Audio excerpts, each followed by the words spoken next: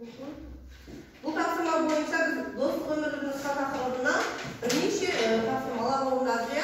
Yangi 5-chi taqsirmasiga berilgan bo'ladi. O yerda matnni o'qib, biz matn bo'yicha do'stlar qurishimiz kerak edi.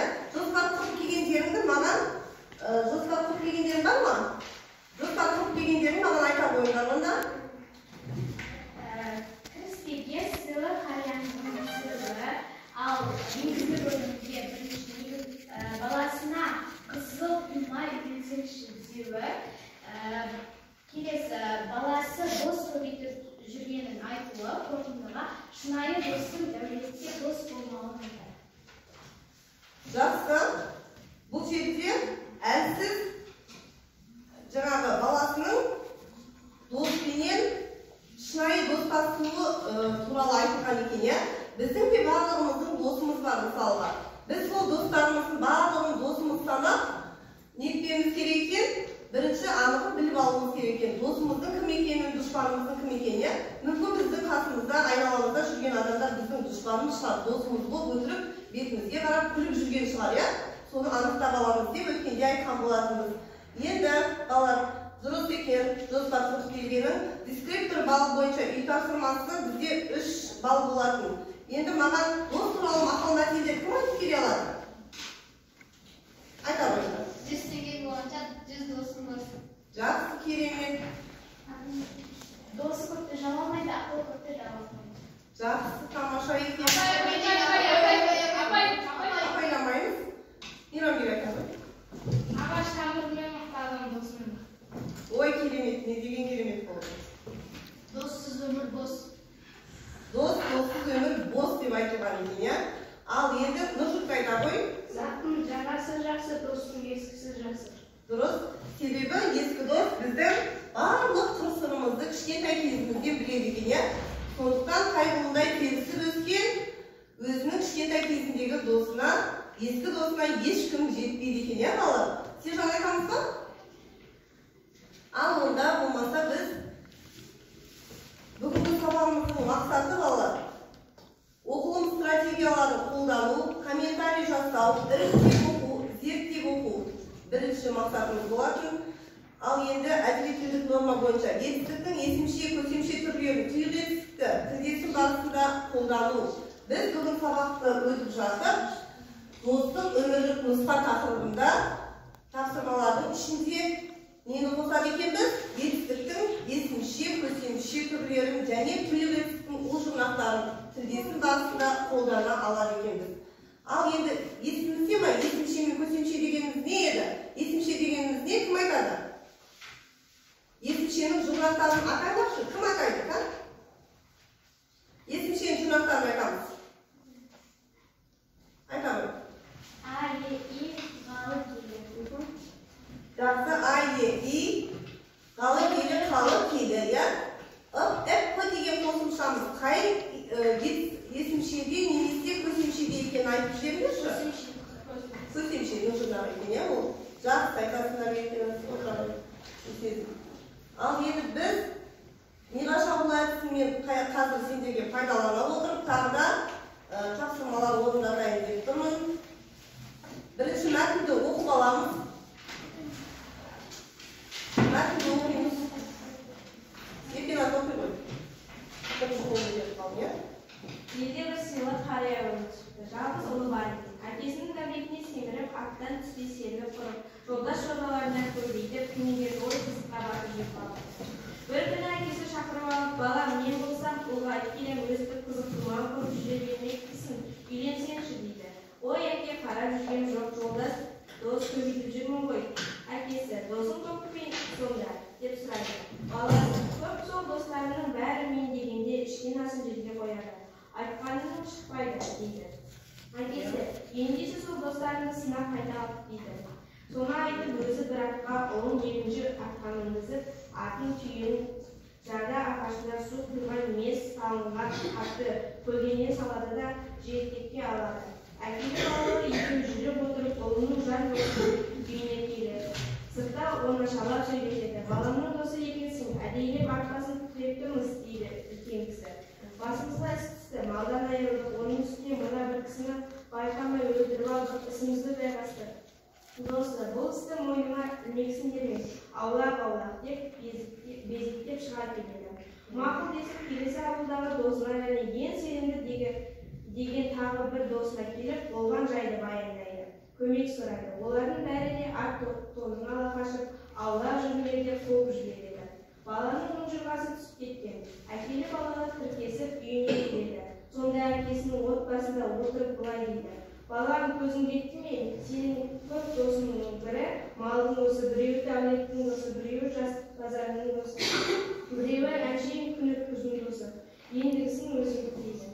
Ал балалар, біз осы достардың ішіндегі қайсысына жатамыз деді. Бір-біріміздің досымызға деген өзіміз адалдығымызды таныта аламыз ба? Бұл жерде жастықтың базарының досымыз жақсы. Ал енді адал дос пен амал достың айырмашылығын білеміз бе? Кім айтады? Диназор айтады. Адал дос ол досына қамқор, шынайы дос болады. Амал дос амалсыздан ақшасына бола, дүниесіне болады. Тамаша. Тағы да айтамыз ба? Кім айтады? Адал дос пен амал дос. Өзі айтып тұр, я? Айтамыз. Адал дос досының басына қиын-қыстау іс түскен кезде көмектесіп, онымен барынша бірге болады. Ал амал дос оның басына қиын-қыстау іс түскен кезде өз басына ала қашады. Тамаша. Дұрыс айтылған. Енді балалар, осы біз қазір кеткен ертеңгі мәтініне барлығымыз қарап отырдық, өзімізде оқып отырдық, я? Ал енді бұл жерде мәтінде не туралы айтылыпты? Кім туралы айтылған екен? Қарияның баласы және досы. Қарияның баласы туралы айтылыпты, я? Ал енді бұл жерде әлсіз кісінің орнына болсаңдар, өздерің не істегендер, өздеріңді сол орынға қойып айтып көріңдерші. Мысалы, басына қиындық түсіп еді, баласының қасынан, әкесінің баласының қасынан, жаңағы қария кісінің баласының қасынан қашып кетті, достар, біз бұны танымаймыз дегенге дейін бар ма? Ал енді сендер осындай жағдайға түсетін болсаңдар, не істер едіңдер? Сендер достарың осындай жағдай жасауы мүмкін бе? Жоқ, адал дос, я? Татулықта да, бірлікте де, қиыншылықта да, барлық нәрседе бірге қасымызда жүретін адал дос екен, я? Біздің достарымыз жақсы екен онда достарым. Мәтіндегі ойды жалғастырып, мінсіз дос тақырыбына ойларыңды айтыңдар. Мінсіз дос деген қандай болады? Ойларыңды айта қойыңдар, да? Ты можешь айтып жүрмін? Айта қойыңдар, да? Мінсіз дос деген қандай болады? Балдар әсіресе бір-біріне қарсы дос бар, қыздардан да мінсіз дос деген менің достарым сөйлеп болады. Сен достарда жанына табылатында жақсы. Диназор айтады.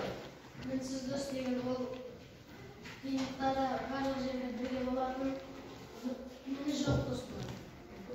Мен айта бердім сендердің сөздеріңізді қорытындылап. Мінсіз дос дегеніміз арасына сызат түспеген, яғни екеуі де бір-бірімен шынайы дос болып, әрқашанда бір-біріне қамқор болып жүретін, бірінің үйінде жұмыс шығатын болса, біріне бір көмектесе алатын, бірінің сөзін бірі сөйлеп, арасына түсіп жүретін адал достарды айтамын, шынайы достарды деп. Көмектесіп. Ал енді балалар, біз осы тақырыптан оқығанымыз бойынша біз қазіргі кезде дескриптордың балы 2 балл деп белгілегенбіз. Осы дескриптор балы бойынша мен үй тапсырмасында Гүлсезімді жаңағы жасаған жоспарына дұрыс деп баға беріп 3 дескриптор балымен бағалап кеттім. Ал енді мына жерде жалпы сұрақтар мен тапсырмалар кезінде жалпы балл 2 балл деп бергенмін. Мейрамбекке 2 балл және кімге? Биназарға 2 балл. Тағы да тапсырмаларға жауап беріп отқан Рамазанымызға 2 балл беріп тұрмын. Тағы да кім еді? Гүлсезімге тағы да сұраққа жауап берді ғой жаңа, 2 балл. Әзір өздерің балдарыңды бағалап, біліп жазып отырыңдар. Енді балдар. Үй тапсырмасы бойынша да мен сендерден сұрадым ғой, алдыңғы тақырып бойынша 3 балл жүйемен. Ол кезде кімдер бағаланып қалды? Не айтты сен балдар? 3 балл алдың олар. Сен өзің жаңағы балың. Енді балдар, дос болудың себептерін анықтап, біз 6-шы тапсырмаларын қараңызшы. Үйге берілген 5-ші тапсырмадан кейін 6-шы тапсырмаларында қарасаңдар, бұл жерде мәтін бойынша дос болудың себептерін анықтап, диаграмма жасаңдар депті. Бұл жерде біз етістіктің және есімшенің сабақ мақсатына орай көсемшенің түйелестіктің жаңағы жинақтарын қойып жасайды екен диаграммамызда. Мәтін құрайсыңдар. Дискриптор балына ескертіп кетейін 3 балл бұл жерде. Жалпы балл 3 балл. Тапсырманы орындайсыңдар. Жаңа сабақты оқып бересіңдер. Мен жаңа мелашаулар қолданған кездегідей шапшаң жасаймыз. 4 сөйлем әдісі арқылы біз осы тапсырманы орындап шығуымыз қажет балалар. 4 сөйлем құрасаңдар жетеді. 4 сөйлем тәсілін қолданамыз. Кейде тақтаға кім шығады? Тақтаға шығамыз. Тақтаға шығамыз. Кім шығады? Келе ойда. Бұл сөйлем тақтаға шығады. Қалғандарын сотып жазамайық. Дос болудың себептерін анықтап. Мысалы, не себепті дос боласың сен? Біреумен дос болған кезде, Өзіміздің жақын адамдардың бірі болады досымыз. Ол достың 2 түрі болады. Адал және амал досымыз болады. Амал досымыз ол кімді туған кезде көңілін ашады, ал адал досымыз әрқашан жанымызда бірге көмектесіп, өзімізбен күнделікті жүрген досымыз. Ол біздің жақын адамдарымыздың бірі. яғни досымыз біздің жан серігіміз, иә? Ал енді осы жан серігіміз не себепті қажетті бізге? Осы сөздің мағынасын ашайықшы. Бір-бірімізді қолдап, сырымызды ашуға. Бір сөйлемекті бастай ойланды.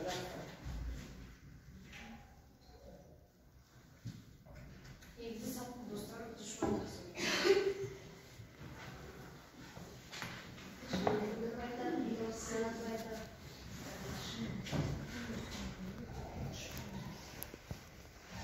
Дискриптор балл 3 балл екенін ескертіп кетейін, 4 сөйлем тәсілі арқылы 4 сөйлем тиянақты жаңағы етістіктің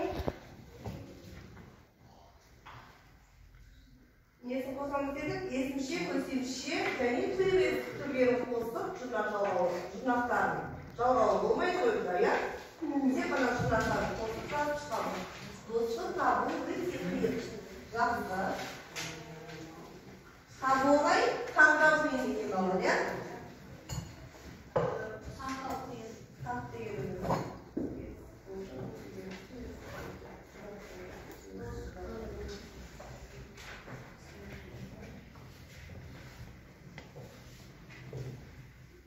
Барлығымыз жазып отырмыз ба? Тақтадан бірінші бітіріп әкелуге тырысамыз. Ертелік бітіріп беріп оқып келсек тым жақсы.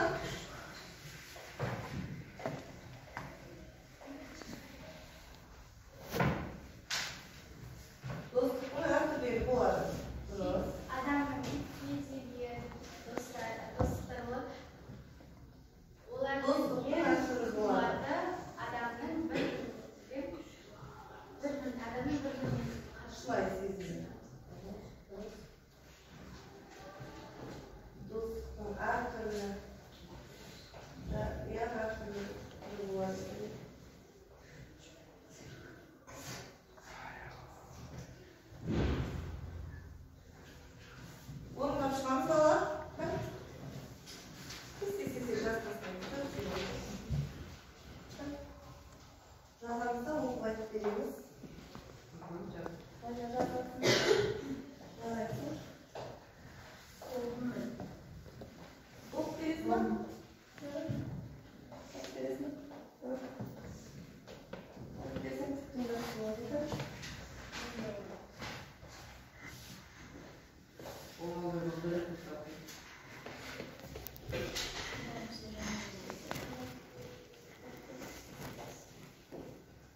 Жақсы екен. Тез-тез жазамыз. Оқып бересіңдер, әрқайсысы бір сөйлем оқып бересіңдер. Сөз сөйлем тәсілін қолданып, сөз сөйлем жазып жатырмыз, бірақ бір сөйлемді қазір не істейміз? Оқып жүйелеп екенбіз.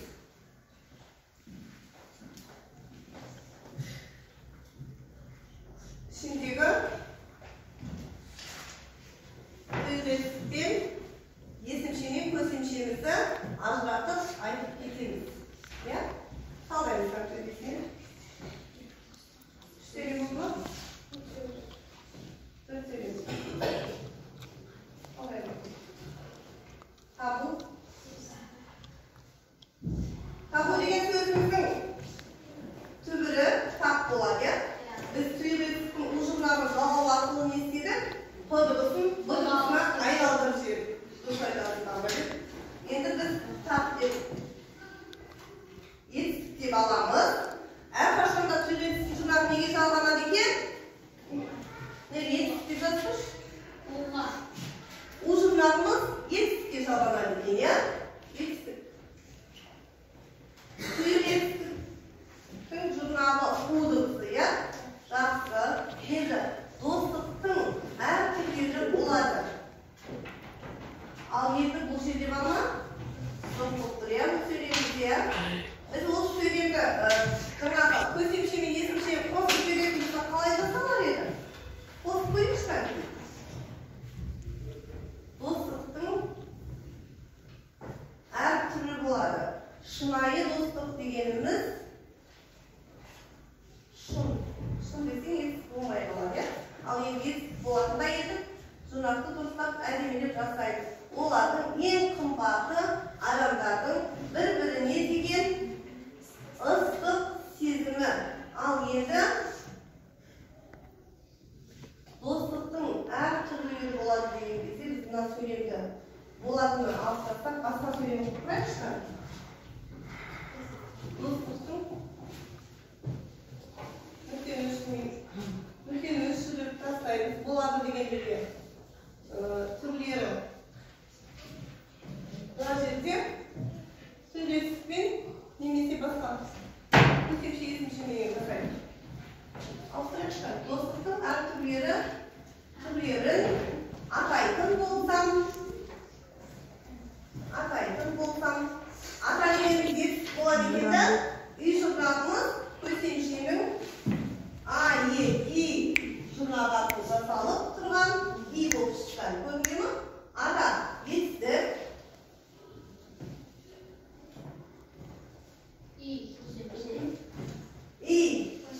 дұрыс, көсемшенің үй жұрнағы. Я. Атайтын. Тын болып тұр ол, я? Ол сөзден сөз жұрнақ болып тұр екен. Болсам, болса. Балар бұл жерде са-се шарттырайдың жұрнағы болып кетеді екен да. Бол етістік болады екен. Қалаймыз, я? Са-се шарттырайдың жұрнағы болады екен. Біз қажетімізді іздеп жатырмыз. Есімшенің С жұрнағы болса мен іздемек. Бұл жерде өкінішке орай са болғандықтан не болып тұр екен? Шарттырайдың жұрнағы болып тұр екен. Жақсы. Енді мына сөйлемді біз көсемше мен есімше жалғауға айналдырайықшы. Олардың ең қымбаты адамдардың құрметін көтере біледі. Мысалы, көтер, е дегеніміз көсемшенің е жұрнағынан қолдасылады. Мынандай өшіремізді қайтадан жасаймыз. Адамдардың ең қымбатын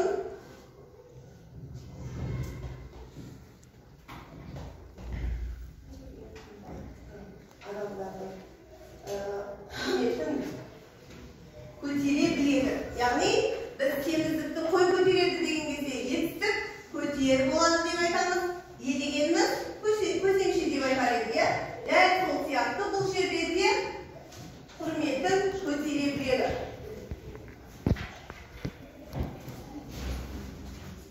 Ал енді қалдаймыз. Көте не болды? Жарайсыздар. Естік. Тамаша.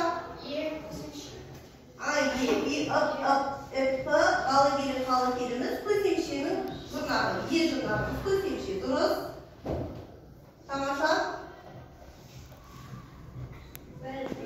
Біл дегеніміз тағыдан естік болсын. Дегеніміз көсемшенің жұрнағы екен. Жарайсыздар. Ал енді ыстық. Бұл тағы септігінің жұрнақ емес. Қателеспейік. Д деп дегеніміз жеделескен шарттың жұрнағы болады. Егер жіпті жалауы тікелей жалғанған жағдайда етіске тікелей жалғанса, ал бізде жұрнағына қатысып жалған тұрғандықтан жұрнағынан кейін мен білемін, сен білесің, сіз білесіз, ол біледі. Яғни үшінші жақта не істеп тұр екен? Жіптік жалғауының үшінші жағы болып айтылып тұр екен. Жазбаймыз.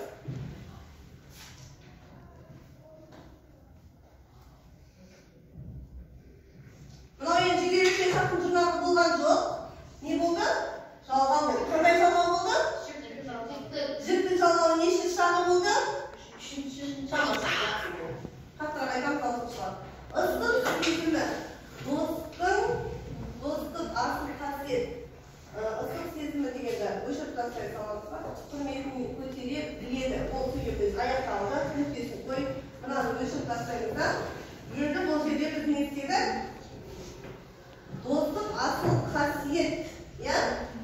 Қасиет деп айтатын сөзге мен нанамын десек бола ма? Жоқ, болмайды бұл жерде. Достық асыл қасиет екенін түсінесің бе? Түсін естік болады. Не болады? Тағыдан? Көсемшенің жұрнағы болады екен. Дұрыс айтасыңдар. Енді түсінесің. Мен түсінемін, сен түсінесің. Сіз түсінесіз, сыпайы түрде. Ол түсінеді. Яғни түсінесің деген неше жақ болып тұр екен? Екінші жақ болып тұр екен. Жарайсыңдар. Ал енді достық асыл қасиет екенін түсінесің бе? Ал енді жақсы. Бұл да сұраулы сөйлем. Яғни өлең түрінде келетін болса, бұл сұраулы сөйлем. Риторикалық сұраулы сөйлем болатын егер.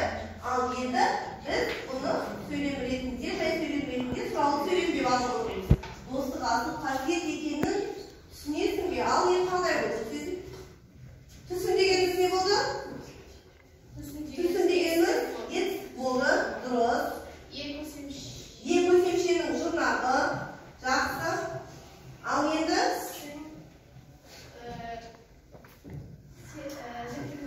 жіпті жалғауының нешінші жағы болды? Екінші жағы болды,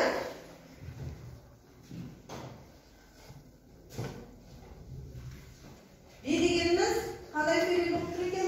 Сөйлемді жасап тұр екен? Сұраулық сөйлемді жасау үшін қандай болып тұр екен бұл?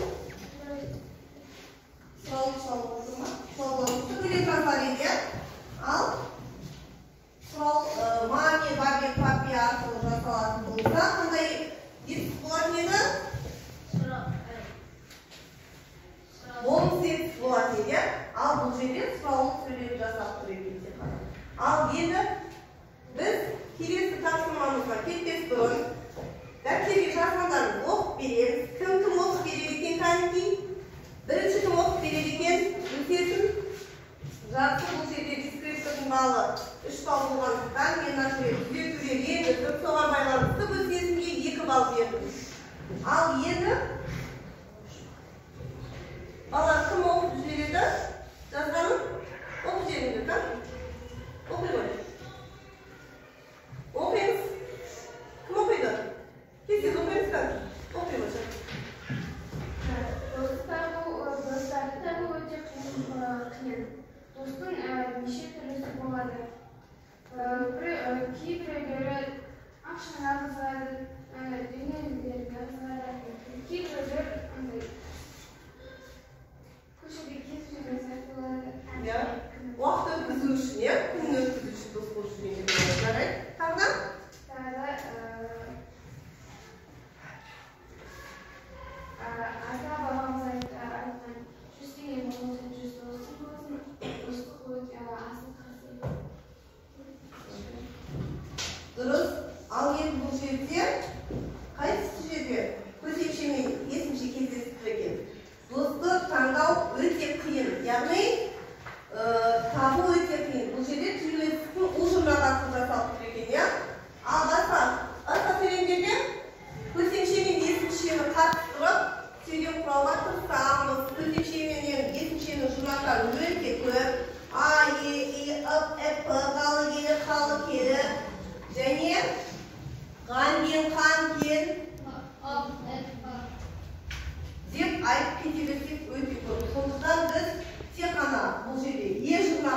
қабылданып отырмыз, иә?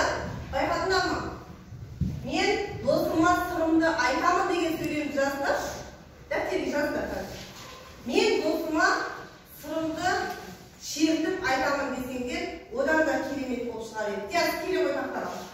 Мен досыма сырымды шертіп айтамын. Мен досыма сырымды шертіп айтамын. Осы сөйлемнің ішінен біз есімше мен көсемшені табуымыз керек. Мен досыма сырымды шертіп айтамын.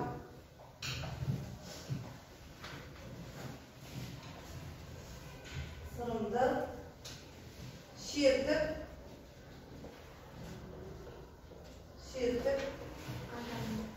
айтамын. Дұрыс белгісі бар ма? Назар аударыңыз. Шертіп дегенде. Мен досыма сырымды шертіп айтамын. Дұрыс айтасыздар. Дұрыс. Ал енді қалай бұл? Мен дегеніміз досыма кімге? Досыма деген талдамай кете қой. Жарайды, сен маған бұның ішінен не тауып берейін деп тұрсың? Есімше мен көшімше тауып берейін деп тұрсың, иә? Сырымды шертіп. Ал енді шерт деген сөзіміз ет болып тұр екен, иә? Ал эп дегеніміз не болып тұр екен? Көсемшенің жұрнағы болып тұр екен. Көрдік па? Біз енді ғана не таптық? Көсемшенің басқа жұрнағын таба бастадық, иә? Тамаша. Шерт дегеніміз сызамыз төбесіне салып, эп дегеніміз үш көш қылады екенсің, жарайсың, біледі екенсің. Көсемшенің жұрнағын берге қоямыз. Көз. Жақсы. Көсемшенің жұрнағы. Айтамын. Бұл жерде бар ма, жоқ па? Айтамын. Есімше бар ма, көсемше бар ма? Не бар? Есімше. Айт дегеніміз еттіген кезіміз айтасыңдар. Айт дегеніміз еттік. А дегеніміз көсемшенің жұрнағы, дұрыс айтасың. Абыраймен тамаша қатысы болсын бүгін сабаққа. Мын дегеніміз қандай жалғау екен? Мен айтамын, сен айтасың, сіз айтасың, ол айтады деген кезде қайсысы болды? Жігіттер жалғауының бірінші жағы болды екен, дұрыс айтасың. Төрт дұрыстар. Қоямыз. Жігіттің жалғауының бірінші жағы екенін көрсетеміз. Көрсетеміз. Қаяқшалық сызамыз. Бірінші жағы екен, иә? Бір демізді жы деп бетек саламыз.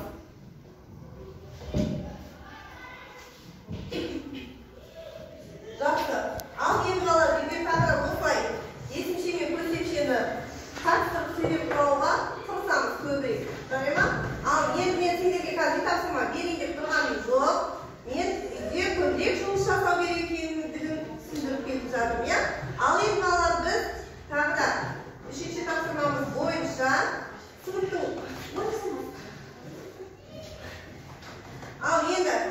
ішіндегі екінші тапсырмамыз бойынша балалар не істейді екенбіз?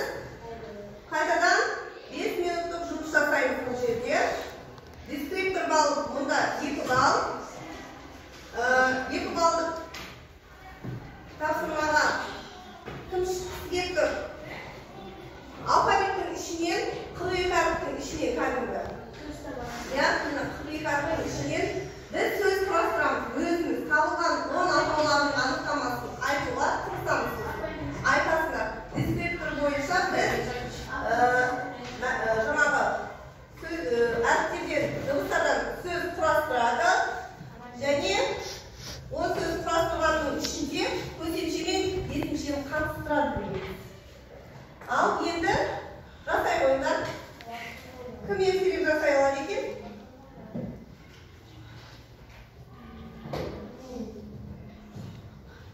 Ал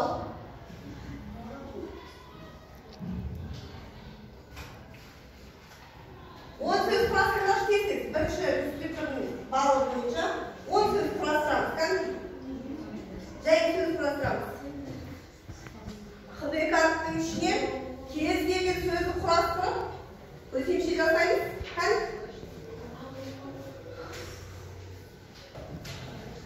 Құлайды, отырады, тұрады, жатады, ұйықтайды, жүреді, кетеді, келеді деген сөздің барлығын қолдана бересіңдер.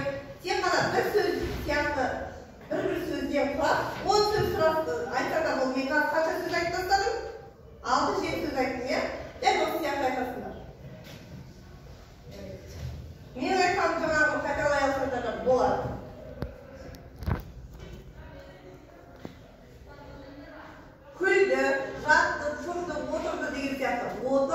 д, ал енді ол жерде отырды дейтін болсақ, біз тек қана етістік айтып тұр екенбіз, жіктік жалғау арқылы жасалып тұр екен, иә?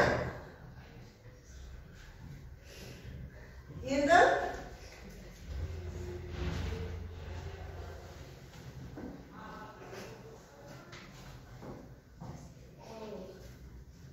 қандай сөз құрасақ та, ол сөз құрасақ тез айтып бере салшы.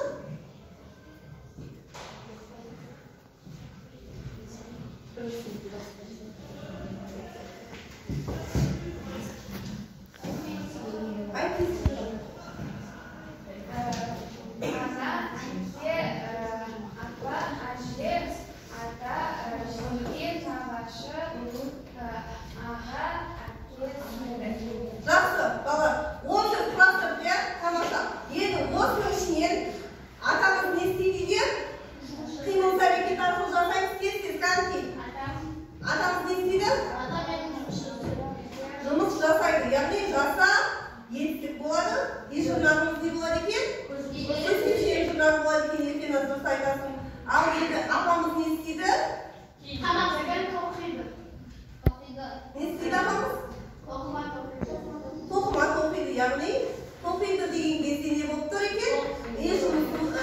И дыбысымыз көзімше жұрнағы болып тұр екен. Тамаша шаттық. Енді әкең не істейді? Жұмыс жасайды. Қандай жұмыс жасайды? Машина жүргізеді ма? Жөндейді ма? Көлік жөндейді. Жөндесе де балалар, жүргізсе де не істейді екен?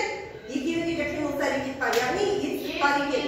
И және жөндейді дегенде и әрпіміз біздің көземше болып тұр. Жаңа тағы да жүргізеді деген кезімізде и әрпіміз көземшенің айтқан жеріне жаңа көбінесе и әріптері келіп тұр ғой, көземшенің и жұрнағы деген. Осы бір емес бірнеше сөздің ішінен етістік құрастыруға, етістікке көсемшеменен есімшенің жұрнақтарын құрауымызға сөйлемдерді болады керек, қатысып құрауымызға. Жақсы, енді айтамыз, шарт айтып кім айтамын деп отыр еді, Рамазан айтамын. Кеше сен не істедің? Көрініс көрсеттің, иә? Яғни Рамазанның көрініс көрсеткені көрсеткен, ғанген, қанкен. Есімшен жұрнақ шығып тұрма, ғанген, қанкен деген көсемшен жұрнақ шығып тұрмайды. Міне бек тұрсын ба бұл? Қимыл әрекетіміз барлығы жататын, иә? Қойылымға қатысты, яғни нені көрсетті? Көрініс көрсетті. Жақсы. Енді бұл 10 сөзінің ішінен шартқа біз баға береміз. Екі балды толыққанды түсініп өзі айтып жатыр, иә? Жақсы. Енді дескриптор балы бойынша 2 балл шартқа болды. Ендігі үшінші тапсырмамыз бойынша кез келген өлеңнің ішінен етістіктердің жасалу жолын маған түсіндіріп кетіңдерші. Кез келген. Өздерің мына жерде бізде кімдердің сөздері бар екен? Ағартушыларымыздың, ұлы адамдарымыздың біздің сөздері бар екен, иә? Дос болам десең, досыңды сыйла қымбаттым. Досыңа сонда досың не ғана қымбаттым. Жалғасын шығар қарай біреу.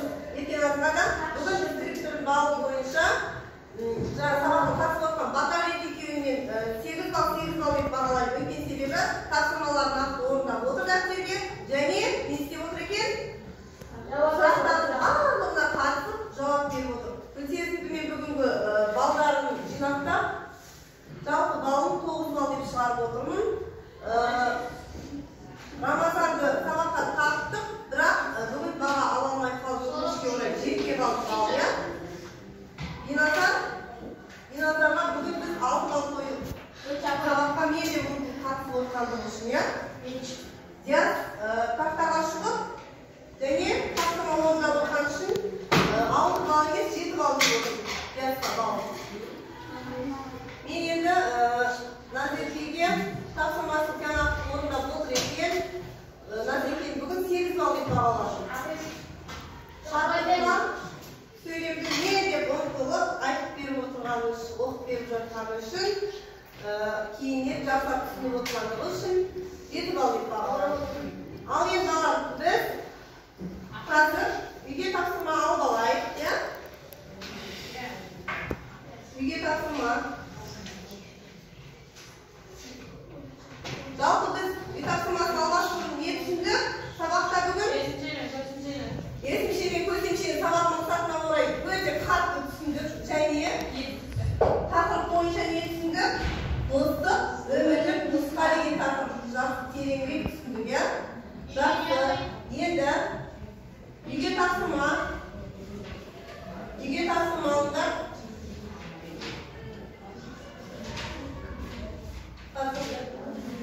Оқулықтарынан күнделікке жазып алыңдар. 10-ші тапсырма, жазылым тапсырмасы, осы тапсырманы орындап келеміз. Сау болыңыз.